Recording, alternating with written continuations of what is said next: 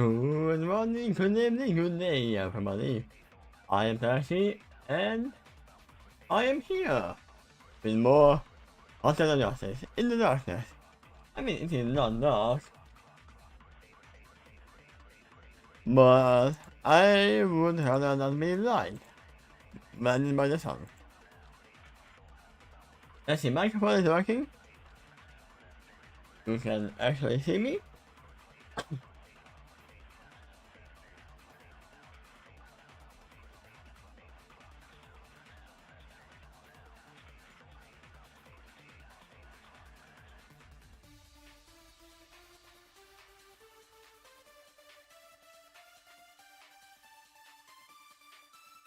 Coffee is ready.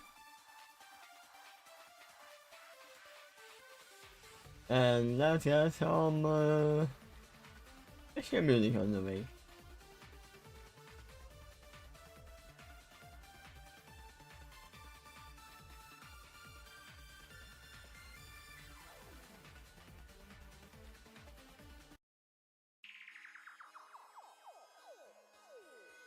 Chapter 10.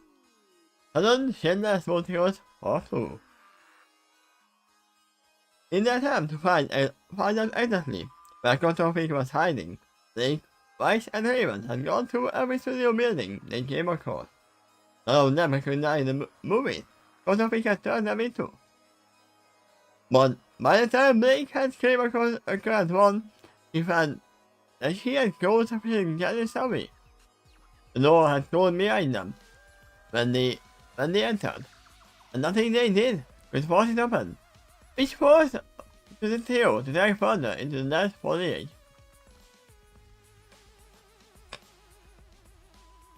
God, I hate the jungle, I complained, snapping at mosquitoes that kept buzzing around her. I shade? Raven, how are you standing it? Magic. Raven replied, as she covered herself in purple glow, compelling any voice away from her. I saw the blade, who shrugged. I grew up in the tropics. You get used to it. But she could have, and they said to her, only to solve when they came across an ancient statue of a face. The hero studied it for a moment, and the remnant turned to look at heaven. No table looked at them, or she could ask her. What? What? Do you know what this movie is? I said. I don't watch movies. Raven answered and short. Then tried to study their surroundings more intently. But this does look familiar. I remember Beastboy watching it a few times and trying to get me to join him. Well, that's unfortunate. Blake sighed and checked Gumbo short. Lack of information would impede their progress, not knowing what they could accept to find. Then, if she was correct, the only way to get out of this particular building was further in. The forest passed onward, Weiss and Hero following behind her, until they came across the anthill to look for a heroine. It was dark, no from Blake's end outside, and so came the branch off a nearby tree and handed it to Weiss. Mind letting this? Yes, and Weiss nodded. Weiss put on my laser and shifting the wires into flammable liquid. If she remembered correctly, the contents were based on the fuel from a flamethrower, which belonged to a person calling themselves Firefly. It was highly flammable, although Batman had modified the formula to make it more stable. Even still, just as with the freeze gas, the fuel was hard for her to manipulate, but not impossible. When she finally ignited the torch, she handed it back to Blake, who nodded and led them forward. I can tell by nothing you were having trouble now, Raven pointed out, and Weiss nodded. Back home, I used Lost with my tablet. Lost was naturally connected to our aura, which made it easy to manipulate. Lost doesn't work here, so I have to adapt. It's proving harder than anticipated. We will mark on that back at the tower after this. Thank but was interrupted by a tingling sensation on her back. Pulling her to grow still. Also because of her eye, she saw him go wide-eyed and take a step back, while Blake held out her hand, the calming gesture. Is it a spider or a snake?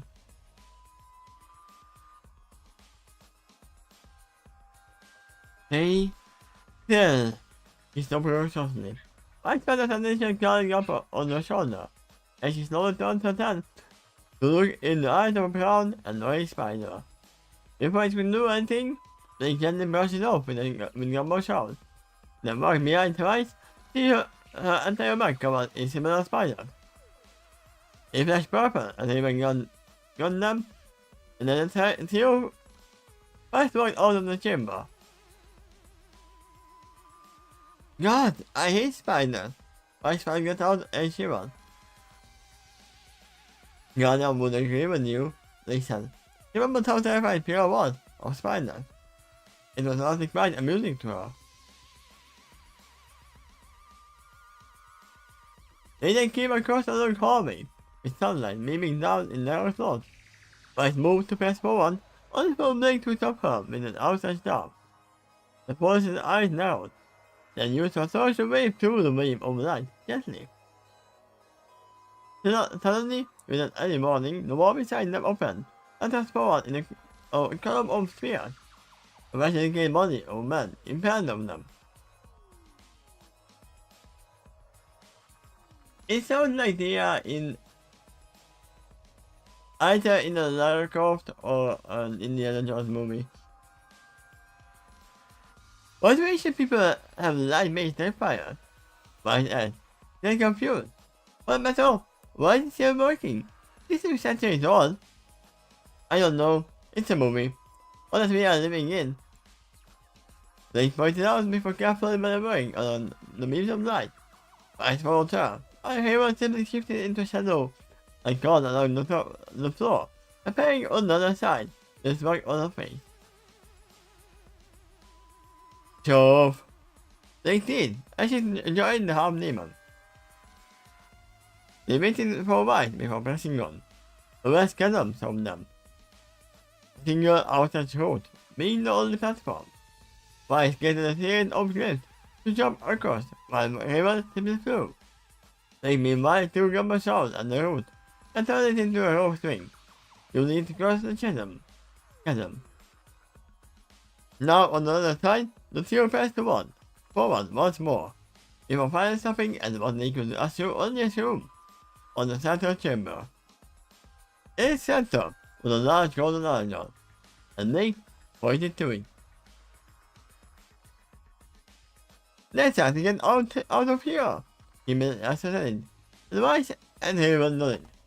They then took her torch and then pulled at the ground before them. Most of it was firm, but the lantern turned out to be loose and pressed inward. And then a poison dart shot out of the wall, and embedded itself into Blake's torch, and she nodded to herself. You know I can easily get it right, Haven pointed out, but Blake whirled. No, I'm pretty sure that if you did, this would go work immediately. They nodded to herself and began to gently pound across the room, avoiding all of the slots before reaching the idol. She prepared to take it on the pole and up her chin. This is too easy, she thought before looking down and seeing this kind of cloth bag filled with sand. An idea popped into her hand. As she reached out to grab it, they weighed it in her hand, testing to see if it matched what she thought was an idol's weight. They removed a handful of sand from it. As if I watched her with making the grass, she reached and grabbed the idol and placed it in the sand. She waited a moment, then when it did nothing, she sighed in relief. They turned around and began walking towards the others. See, I thought... He was interrupted by the sound of grinding stone. They slowly turned around to see the stone pedestal that led into the platform, and the room began to shake. When the first cracks started appearing, she wasn't all caution, as Fenton. The Lord began shooting at her, but she ran past them without an issue. Right, and they were already out of the room and passed to get them. They two got my shout again, and spoke across, but the scout of the ceiling was beginning to descend. But is holding it up in between lips. But they were saying to do so, and make sense underneath. As she did, her bow briefly came off, just as the right said to her gift, but he made the Christian age back out, and grabbed the bow on the other side. Seriously? I complained and Blake put the bow back on.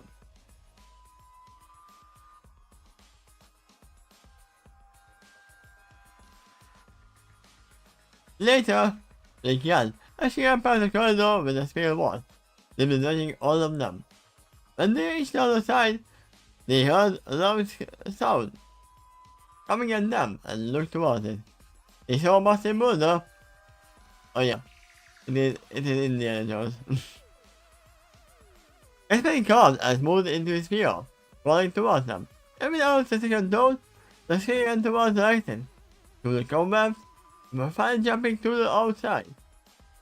The murder impacted the entrance, anything a massive dust cloud that covered all three heroes.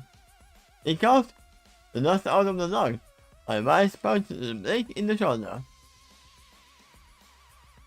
Oh, no need to give it, Raymond. Your way will only make things go wrong, cried Blake.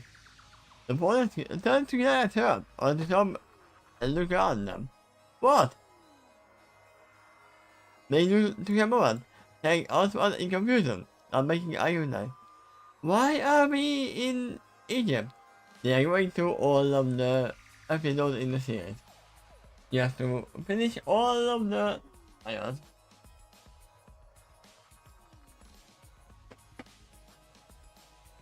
Get all three or four of the treasures, I assume.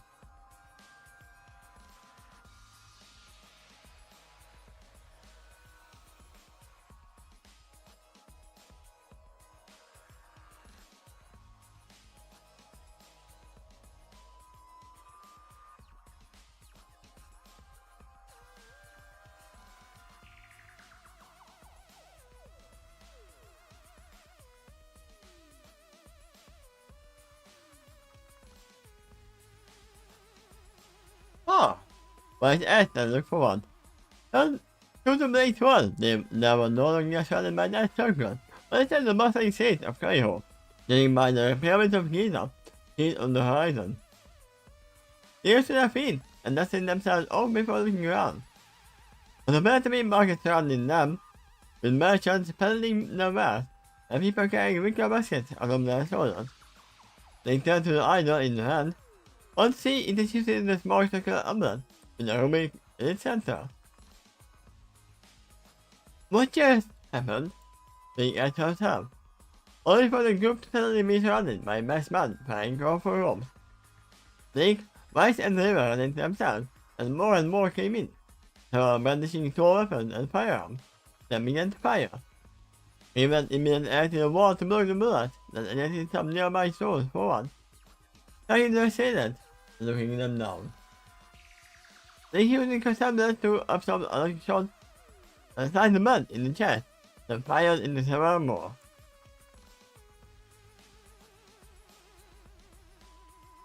Do you think it would be better for them if they ended up in the mummy setting? No. Definitely not. Because they can outrun traps. They can fight humans. But I'm pretty sure they wouldn't be able to do anything about the mummy. Because it's invincible. Rice created a glyph within the last group, instead of flying into the air. Only for the glyph, send them all shooting back. The hero looked around to see if there was any more.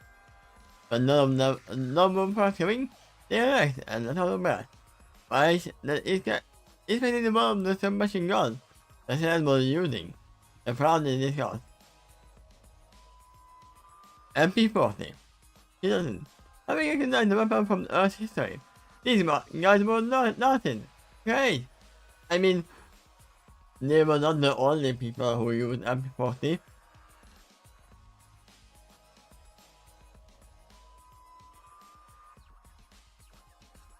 First ancient ruins and movie tracks in the jungle, and now lost in Egypt.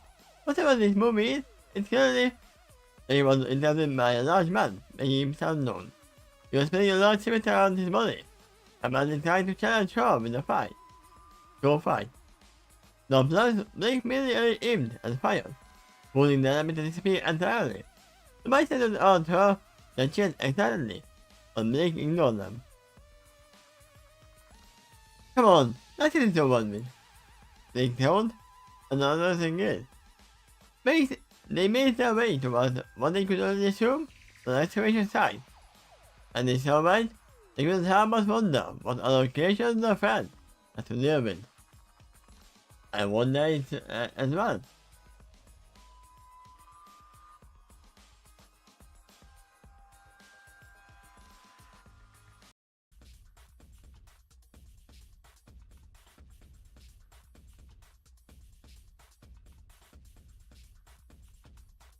Girl! But we got it, and the massive naked bodybuilder on her against the wall.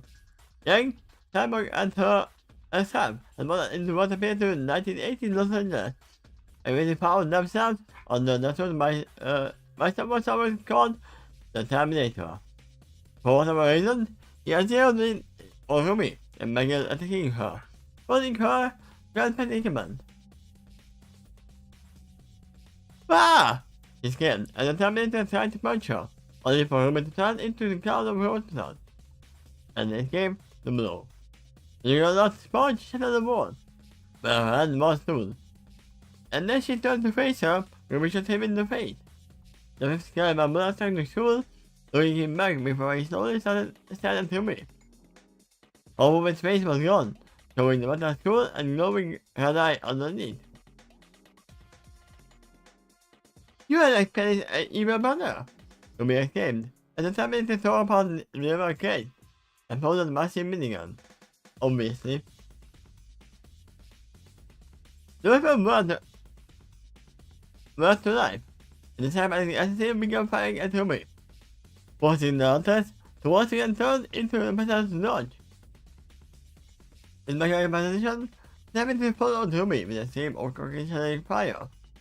No one was allowing her to take the chance to retaliate until it had run out of ammo, giving Rumi the opportunity to hit once again in the chest. The shot silent, and Rumi followed up by charging forward and sliding across his body with her side. The blow did nothing, but allowed the Terminator a chance to have Rumi's weapon and rip it out of her hand, knocking to her side. It glanced down at her, and Rumi suddenly fast forward. Eep! She shrieked. But before it could do anything to her, a yellow blood suddenly shot out. Who was it? I threw my assassin towards across the scene, and into a nearby detector. I got a missed baby! Yang screamed, her eyes burning again, as she fired a single shot at the detector. The pool ignited and properly exploded, covering the area with fire and debris. I'm not sure it can kill the Terminator. Leon, you are here! Rumi exclaimed, before rushing to grab her weapon. Where were you? Fighting some being, Yang was interrupted by a screaming cyborg being told on them. Yang told the cyborg, best holding her to skate back across the pavement. Thanks. Cyborg said, and Yang gently let him down. Yang nodded and cocked her shotgun once more. Before them stood a shimmering figure. They couldn't quite make it out, but by step in the puzzle, they even attacked by fortune, and then the metal box reached out over the Predator. Why?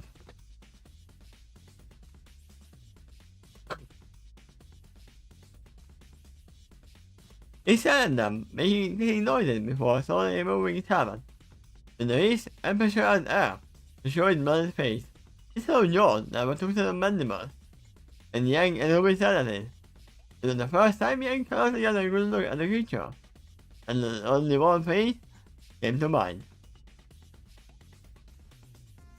You are one ugly mother, We are having all the movie references. It began when the predator roared and exited it out his west mid. They used it themselves, only for guiding noise to sound out behind them. They turned around to see the skeleton remains of the Terminator rise out of the flames. They shuffled towards them. Ah, great! Remaining curtain before Cyborg placed his hand on the shoulder. You took focus on the Minotaur. I got this. He said it as he marched around the robot, giving arm back into face. Alright, Arnie, let's dance. The commanders all charged at each other, stabbing Cyborg rushing the T-8000, while Yang and Humi rushed toward the Minotaur. Reaction faced a blade, 2000, and the two sides squared off against each other. Cyborg fired a cold, oath-compared sound at the Terminator, only for the robot to barrel through and take him into a nearby car.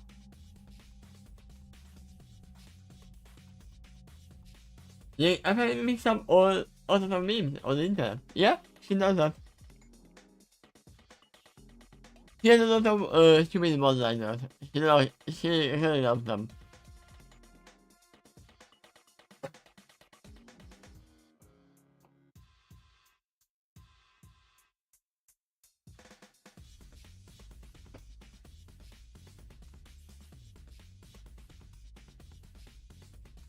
The crew set on them began to rip it and budge into Cyborg's side, as for Cyborg to grab one of his arms and twist it. Bring his other arm to punch directly into the casing. The body stumbled back, and Cyborg shifted his arm into Pelvican and began firing, aiming for and hitting the center mass. Let that sheet go in the metal body to glow, but it didn't stop the Terminator from charging a Cyborg once more. Cyborg butted head on, lowering his body to grab the T-8000 by the waist and hoist it upward. He ignored its powerful blows to the head and slammed it onto the ground. Not wanting to let it have a chance to retaliate, Cyborg immediately anything, immediately punching and stabbing onto his head. Turning both his arms into throwing cannons, he bombarded both sides of his head with intense sound waves. The outside of the inside of its metal skull, and sparks began to fly, but before lasting damage could be done, the Terminator raised his knife, taking Cyborg caught in the stomach, sending him flying. Oof! He got it as he flew back, skidding against the asphalt. He turned the skin into a roll and landed on his feet, just as the Terminator rose off the ground. Cyborg took no chance to watch how Robin and they were doing against the Predator. And from what he could see, they were holding their own.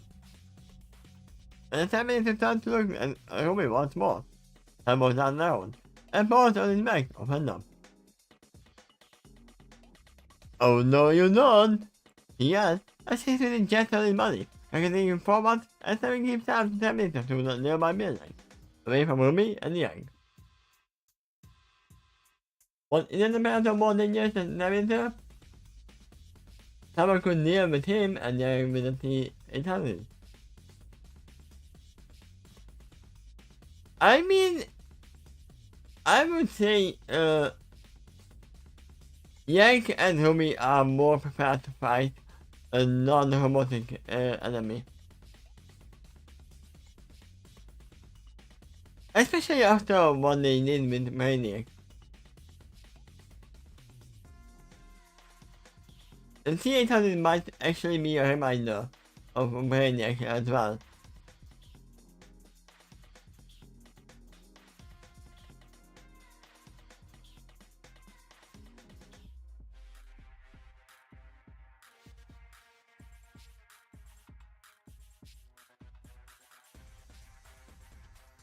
But the only reason why Cyborg is doing this because he wanted to fight with Arnold.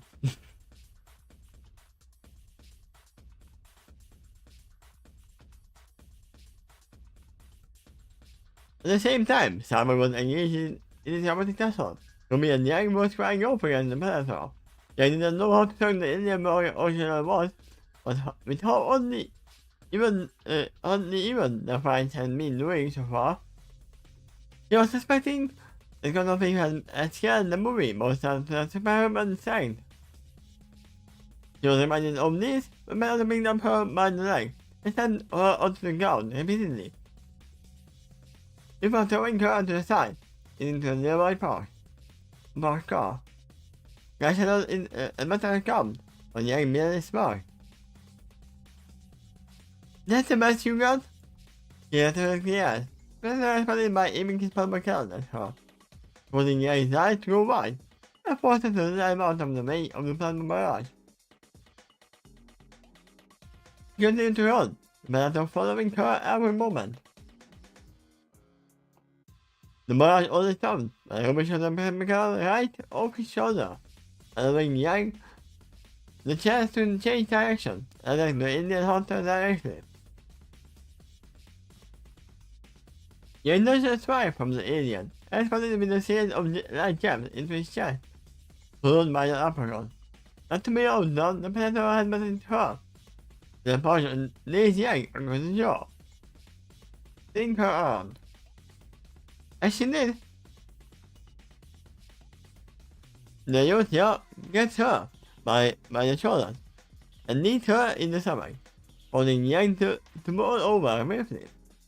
The predator prepared to step downward, only for Yang to quickly recover and slam the back of her hand into her lower mandibles. He heard a crack, followed by a roar of pain, and as fast as green blood spewed from the alien's mouth. Yang smiled proudly, but shielded her hair stained by the fluid. "You've got some of my hair, you jerk!"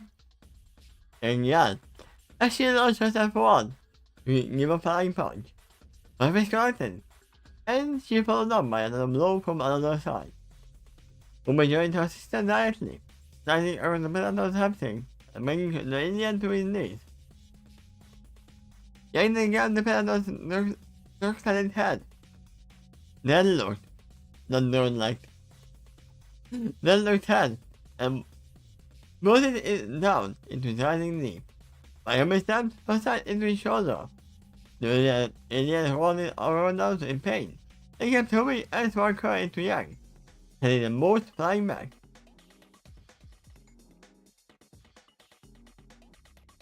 The sisters helped each other up to their feet and stand out toward the extraterrestrial foe. It gathered them angrily, then pulled at her rod from his belt. Those expanded, showing itself to be a ball spear, which the alien had thrown before shutting it down. Rumi and Yang responded in kind, and the train descended into a brutal medley once they made contact. Both sisters attempted to punch, shoot, them, outside and the alien's body, only for the predator, who responded dodged with a quick turn, a lean, or block with his spear. The alien would in turn attempt to attack the sisters, but it happened, only for them to avoid the attack entirely.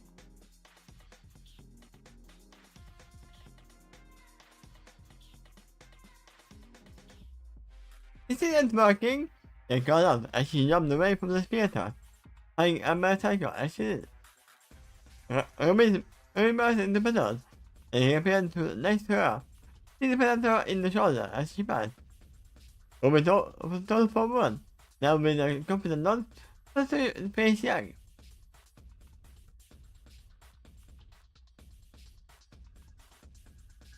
Chrysanthemum, Rumi ordered, then Yang smiled. Yang then grabbed Rumi's arm and spun her around as fast as she could, via using the team attacks. Rumi keeping her feet off the ground, turned them both into mass of red and yellow petals. This further increased their speed, and the petals were confused, the clouds suddenly solidified, leaving Rumi standing still, while the action blew up, launched forward and the predator.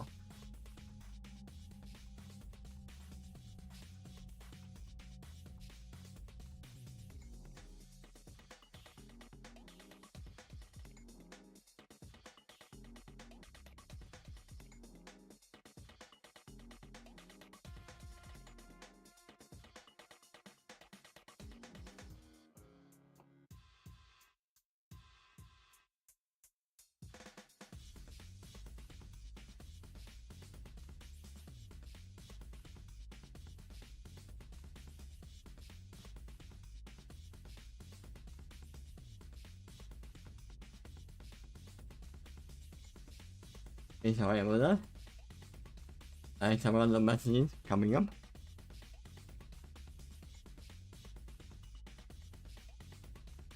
There is no time to react before Yang steps into the creature with all their combined momentum. It maintains the him across the concrete, hitting a true Oklahoma. A tough Oklahoma. Yang refused to let up. I repeatedly punched the predator across the face. His gamer beginning to stain her face. She only stopped to jump over once the predator slammed into the wall, holding its movement. Woman then followed up by turning cast and holes into spear, and shot across the road by humiliating the predator's chest. She holds and tries to ride its speed to its feet. While his hand was fleeing. Got you! With hands terrifyingly, only for the predator slowly grabbing spacer and the plane. In the part in a few buttons, followed by a loud beam. In a character that appeared across the 4 monitors, the two sisters' eyes kept curiously.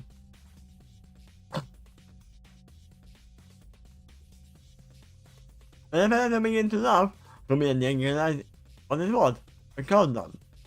Rumi hid her weapon free from the suicide bomber. They grabbed her sister, and burst away the cloud of petals. They hid behind a large dumpster just as the bomb exploded, landing in the area in bright light. Instead, though the world shook, and Rumi and Yang ordered them to look once it finally stopped. Although it was a nighttime cityscape, but now there's a large wasteland around the immediate area of the predator, and the two sisters looked out in horror. Well, Yang finally spoke. That made the world goes up in that. Yeah, Rumi nodded. They jumped when the sound came towards them. The two sisters started to see a low red eye, and them from beyond the cloud. We began to walk towards them. Rumi and Yang prepared to fight, but the next once they finally saw the rest of the smiling face of Cyborg, and came into view. I told them about Cyborg. He guys was asking a thumb towards his chest. This guy! Yang began walking towards him, a smile on her face. Hi, you son of a bitch! Yang and Cyborg celebrated their victory by tightly grasping each other's hands, by flexing their arms tightly. They smiled at each other, only for Rumi to cough and shuffle on their feet. We should probably get out of here, she pointed out, and the trio began walking out of the city. The many more towers in. As they entered the right of the league, they jumped to see Terrifier, but still skirmishing the Indian partners. More enjoying the fight, but Terrifier was effortlessly dodging and shooting down, and they had to come near her. It's me! Rumi asked, leaving none of her and the progression hanging, but Cyborg said, no, you got this. Come on, I said something else, something from the tower over there. Cyborg pointed towards the last tower, so blocked away from them, and the two settled in agreement. And the station said, he would go into space towards it, hoping that the objective would be there. Okay, let's see. Yeah, that's a long paragraph, so we are gonna do this and then end. And I just pull out Kita's personality? Wait, that's not... I don't know.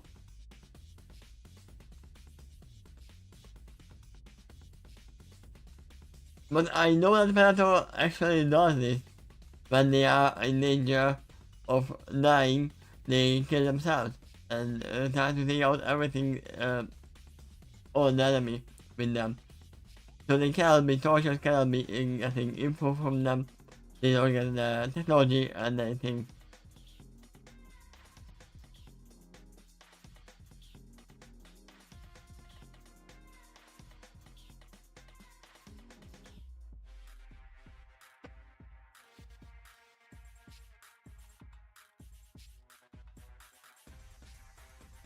Following me for about how knows. He and Nora found themselves entering another student building. Baseball prided himself on his moving knowledge, but the Jaguar was setting was so typical, it was hard for him to figure out exactly which one they had just entered. Whatever it was, the Jaguar environment was dark, raining, the sounds of thunder echoed in distance. They are in Jurassic Park. Yeah, MK was referring to the Predator. I mean, I think most of your mod actually has Predator in one of the...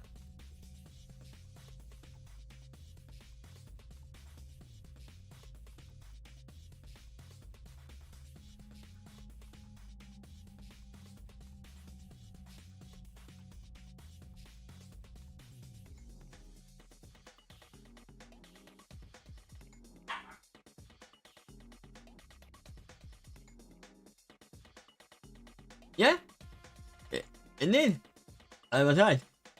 The Predator is actually in Mortal Kombat X.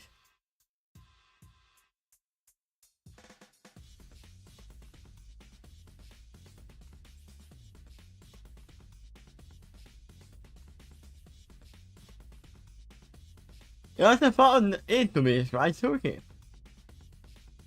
Hold up, I see something, and roll out to the rain. Sure enough, he just passed the nice foliage, and it's all painful. Wait.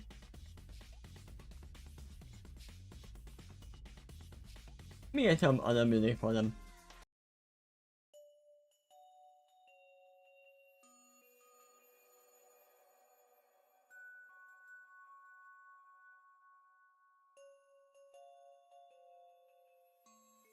Yeah.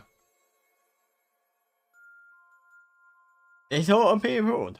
Attack its center. On the other side of the road was a massive wire fence. The people started exactly. He recognized his soul was another rumble of thunder. It had his thought. Maybe? I don't know if you just anything? Nor asked him. He almost shook his head before turning back into human. No, nothing. I smelled something, gang, but I'm making think it wasn't gonna thing. He answered. And no one did him aside. Sorry, guys. Yes, I'm here about to unexpected guest characters. I mean, the Predator is not unexpected. He is the least unexpected one. I mean, I think all of these movies have entered Mortal Kombat at one point. I know they have the Terminator, I know they have the Predator, I don't think they have Indiana Jones, no. Should I check?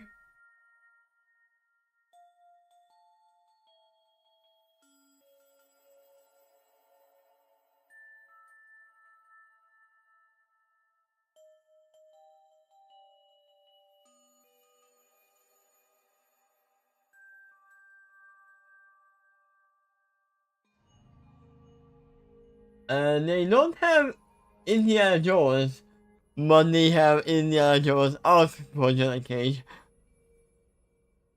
So I assume they have Indiana Jones then. It's not.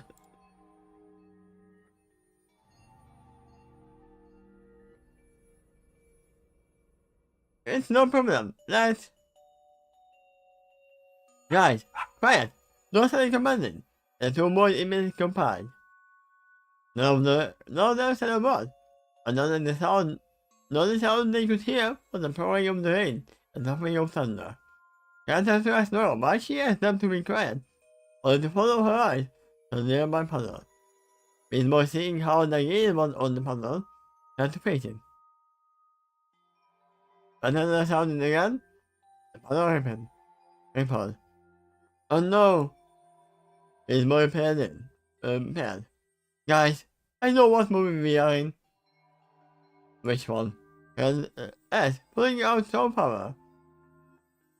We are in the one that you want to God will do nothing. Then they heard a key sound coming from the fan, and then they slowly turned their heads to look at the sword. They saw a two-fingered hand, gently grasping the electric fan, not affected by it whatsoever. And they saw a massive head peeking out of over the foliage. It was large and bulky, chewing on the body of the gold, with small-sized teeth, and turned to look out over the road. Stay still, he said. This division in Jurassic Park is based on movement.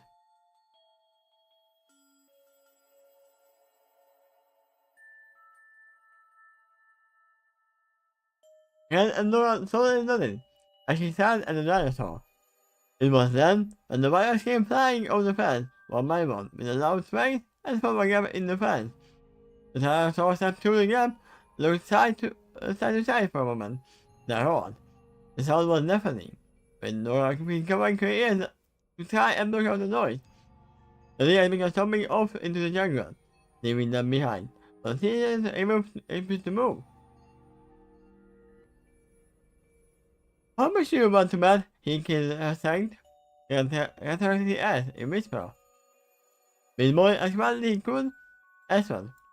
Very likely, we need to get out of here. I mean, they only assume that, oh no, they definitely empowered them. No, they were powerful. They were this powerful to begin with.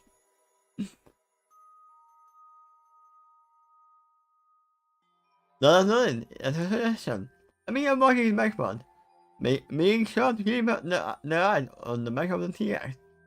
It was sniffing around the air. It was searching for something, which alarmed Nora greatly. Nora figured that should the T-Rex decide to attack them, the CEO could bring it down. It didn't mean she wanted to fight it right now.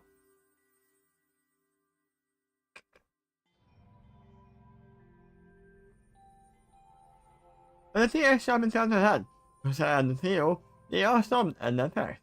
For a moment, they wondered if she saw them, only for the T-Rex to answer their question by roaring at the top of her lungs and charging at them. Nora responded immediately by firing several grenades at the incoming dinosaur. To Nora's prediction, Control Pink had of the creature's strength significantly as she made a man through the barrage, albeit not without a new sailor to her step. Catch her! And yelled as she ran to the side, nor to the other. The whisper turned into a hawk and flew upward. Here staring to tap at him with a massive jaws, only for a large grenade to explode across the side of her face. Hey, hey, hey! The colonel as she continued to fire a grenade after grenade at the dinosaur. Wounds were beginning to appear on her body, along with a few of her wounds. For the most part, it seemed to be unaffected. The dinosaur roared at Nora and stomped towards her, forcing the contest to stand back while continuing to fire. Lightning! They shouted at the T-Rex, and the T-Rex tried to jump on her. But only for Nora to spin out of the way and shift my card into hammer. She then swung, striking the dinosaur squarely in the jaw. She heard the crack and saw several chipped teeth to fall to the ground and struck triumphantly. It proved to be a short-lived and the T-Rex more angered than hurt, throwing her tail at Nora and launched her into the nearby mushroom.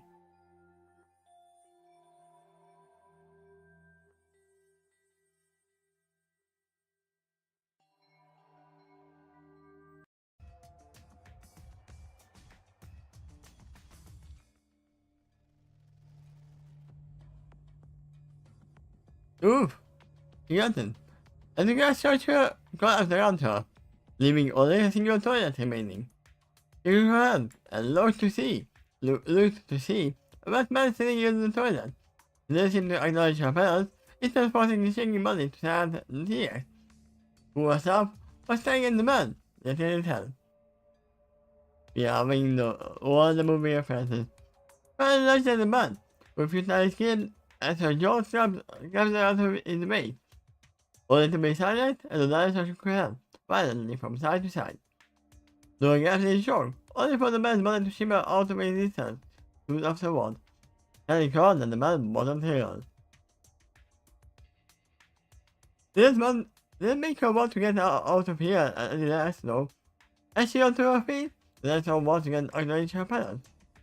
Only for him to suddenly leap atop her back and began firing back into the creature.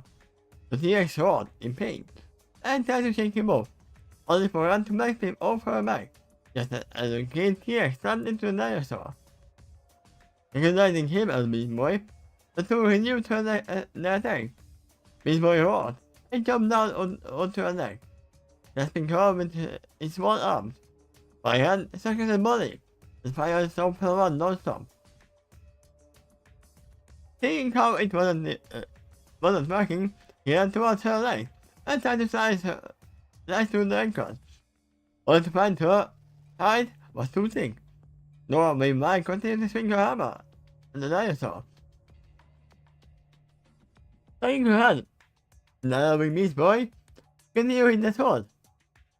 Nor throwing upward, and in jaw just as Beast Boy had butted the T-Rex, only for the T-Rex to in turn slam to the side of her in dream. Beast Boy became dazed, which allowed the T-Rex to jump down on his neck. Me! Ryan, and Beast Boy roared in pain, and she leaped up into the air, throwing her hammer into the dinosaur's jaw. Make contact, they make jarring the dinosaur, and forcing her to release the horn of Beast Boy's neck. And the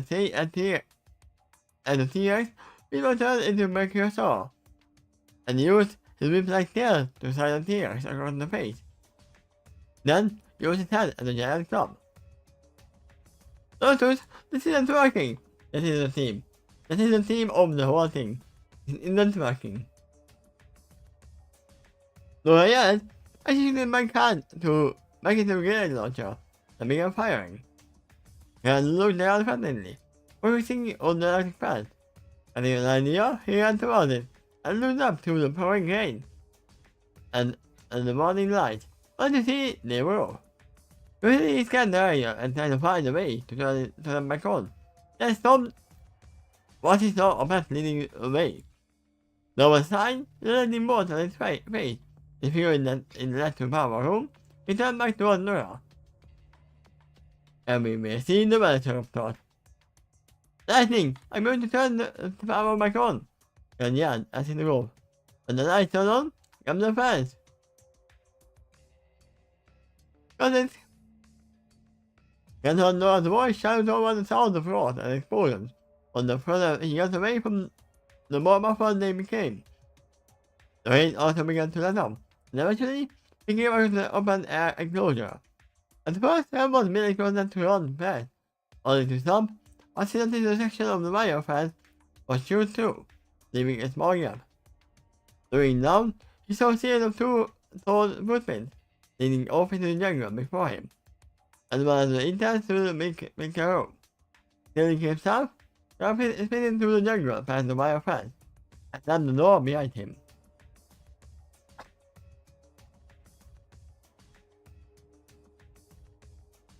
He found himself in a dark room, climbing the landing the ceiling over a catwalk. Able to see, he also stand up one of his pistols, and pulled out his cord to use, using a flashlight. Fearing that the pipe would lead him to where he needed to go, he slowly began walking for one. The second sawmill pistol extended in his right hand. He heard nothing outside of his taking steps on the metal catwalk. Eventually, he came across a series of power switches, and thought for a moment on how to turn them on. Finally, he landed the Beast Boy's number and got him. And hanging for a few moments before the light clicked. Hey dude, what's up? Beast Boy answered. The sound of mutter behind him. I'm at the breaker room, I said. How did I turn it on? What happened? Beast Boy froze all the way down to the door, shouted in this cabinet on the background. Oh wait, I know what to do here. Okay, here's what you need to do. Beast Boy began walking to how to turn on the power, which had beautifully did. He started pressing every button, turning on the power for the entire park. And the lights turned on. He smiled and thanked Beast Boy, wanted to go see it, and then back just in the head of the dinosaur to the sound of the wall of pipes that screamed. The missing a beat, he began firing some power into the head, wanting it to shake and withdraw. Notice, what's going on? Beast Boy cleared the void. It's just, and Nora shouted in victory about powering herself up. Dinosaur, medium-sized carnivore. He had answered as he turned to run out of the building. David, it's a Velociraptor. Excellent wisdom, Percy, we come to you. I appreciate it. He had acknowledged before closing his call and boarding in. In his place, he pulled out his other pistol and began firing at the pursuing dinosaur. The 9mm bullets missing the scary hide, but the raptor continued to pursue. Only to be halted and ran out the door, and then something shot behind him. The raptor snarled, and then to bring it down, only for him to merely run off and held on his weapons. Yet him the raptor stopped, only for the door handle to slowly begin to turn. All the movie tropes.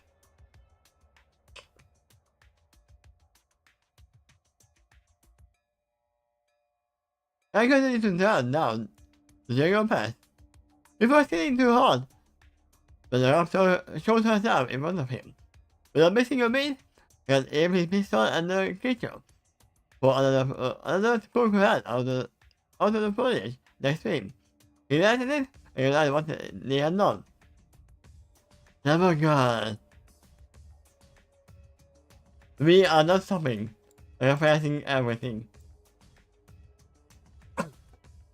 He must have just as the Velociraptor lifted him and knocked underneath, grabbed the tail and passed overhead, then hauled into a second leaping raptor. The two creatures fell across the ground and began biting against each other. All began the chance to escape. After a few moments, he looked back to see the raptor chasing him, to which he turned and fired sunflower as he continued to run. He actually ran into the main building, the Megasaur and the T-Rex skeleton being assembled in the central atrium. And then he didn't even watch the movie, yep. We don't know if he watched the movie.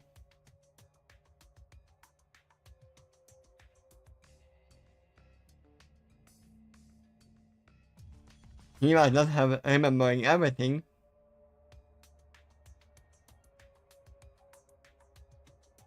Hearing the raptors chase after him, and leave them to the back store. Skeleton just as the first raptor entered the room. It saw him and jumped into the frame, considering it. All of a sudden, he fired his pistol at the creature, the round striking his belly before the wire holding him up finally snapped. He jumped on the falling bone, landing on the ground gently, just as the raptor lunged toward him. The excited her, blasting downward with some power. The raptor shrieked in pain, which only increased by ranking to the ground, except her neck. He fled, only stopping when Ram pulled out his pistol and shot it in the head, finally killing it. The raptor shimmered out of existence and ran out himself, but just a break.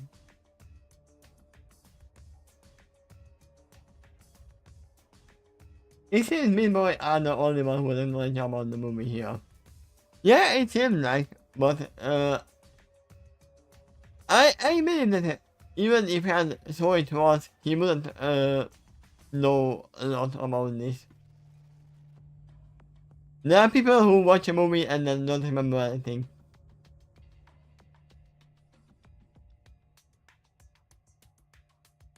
But yeah, I assume Meat Boy has watched enough times for all of them.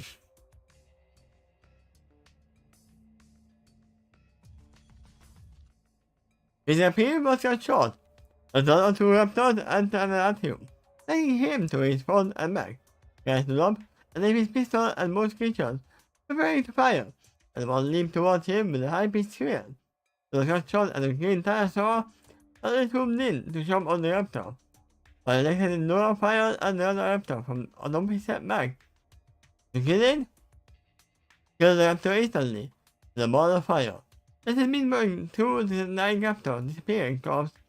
Raptors disappearing corpse into the assembled T-Rex skeleton, destroying it. Terribly, with more reward. Just as a matter of hitting, the dinosaur rolled the earth, passing ground in front of him.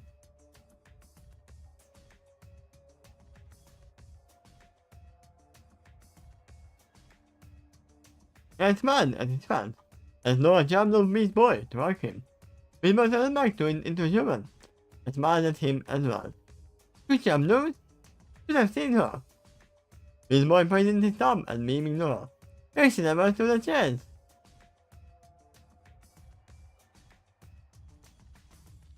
You don't think of me? You don't need to power up.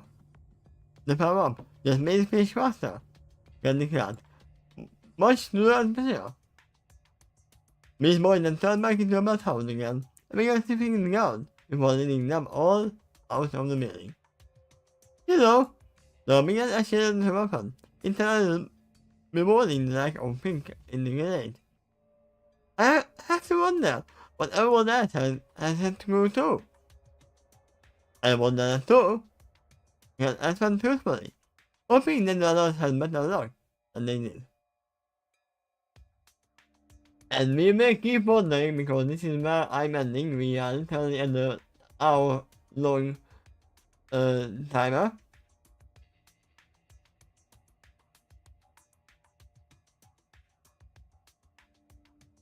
And then for a while, I won't be home in the afternoon, so the next episode is gonna be a little bit later. Let me see. And I assume it's gonna be on the 26th, I think. Yeah. So 6 days from now. Yes, that's all. I mean, we don't know what Sean, Pierre, and Megan is gonna look for one. I'm not gonna read. I'm even gonna hide it. So I can't even read it.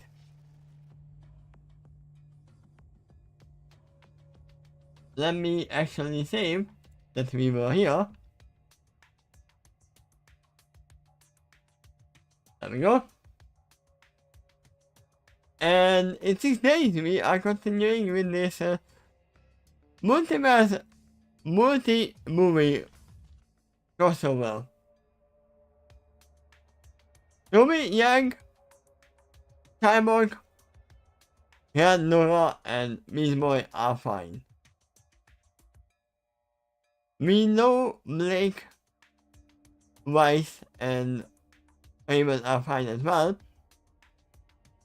I mean, Raymond alone can deal with everything. But we don't know where Jean-Pierre and Megan is. There's still a lot to go through. And once again, I believe Control Freak's power is very powerful. It's just stupid how to use it. But yeah, thank you for watching.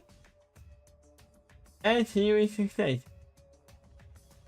Sorry to have it cut short, but I can hear my voice going away as well. So, bye bye. And happy Easter, by the way. Happy Easter. Happy Easter, Bunny.